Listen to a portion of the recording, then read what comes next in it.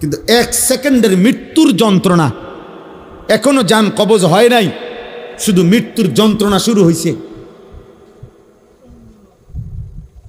নাফরমান 1 সেকেন্ডের মৃত্যু যন্ত্রণায় 1000 বছরের আনন্দ ভুলে যাবে। আর কোনোদিন মনে পড়বে না তার যে জীবনে সে কোনোদিন সুখ দেখছে কিনা, সুখ দেখেছে কিনা।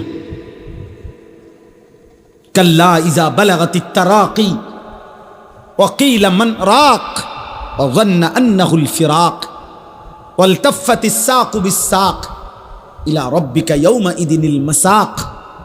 আল্লাহ বলেন নাফরমানের জান কবজের সময় মালাকুল মউত আজরাইল কলিজার থেকে তার রূহটা টান দিয়া ছিঁড়ে ফেলবে। আর ছিঁড়ে ফেললেই কণ্ঠনালীর কাছে আইসা, তারাকি মানে লো কণ্ঠনালীতে আইসা বিদে যাবে, রূহটা আটকাইয়া যাবে।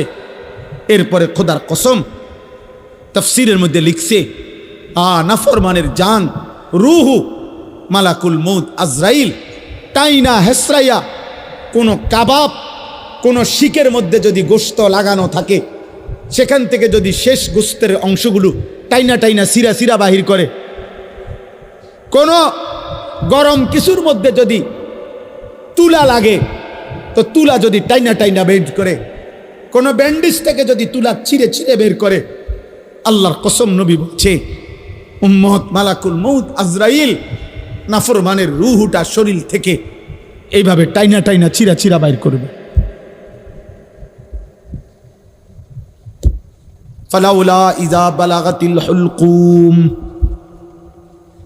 ওয়া আনতুম হিনাইযিন তানদুরুন ওয়া নাহনু আকরাবু ইলাইহি মিনকুম ওয়ালাকিন লা তুবসিরুন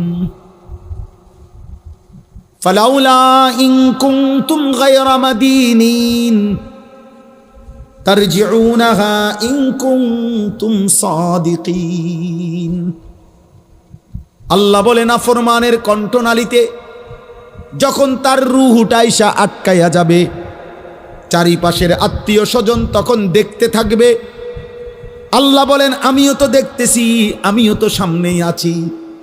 আল্লাহ তখন চ্যালেঞ্জ করে বললেন, হে নাফরমান পাপী, তোর আত্মীয় স্বজনকে বলো না এই মুহূর্তে তোমারে মালাকুল মউত আজরাইল থেকে ফিরাইয়া রাখতে।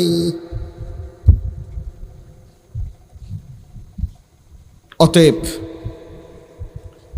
প্রিয় ভাইয়া, কবরের আযাব তো সামনে, জাহান্নামের আযাব তো সামনে। 1 সেকেন্ডের মৃত্যু যন্ত্রণাও তো তুমি সহ্য করতে পারতা না।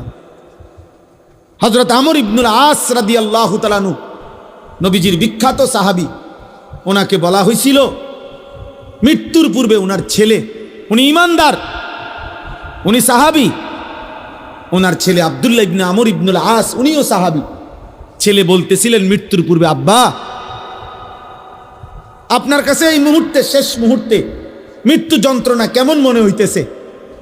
প্রিয় ভাই শোনো, হযরত আমর ইবনুল আস বলছেন, ইয়া বুনাইয়া কাআন্না জিবালাদ দুনিয়া আলা সাদরি ওয়া কাআন্নি আতানাফাসু মিন সাকবিল ইবরা।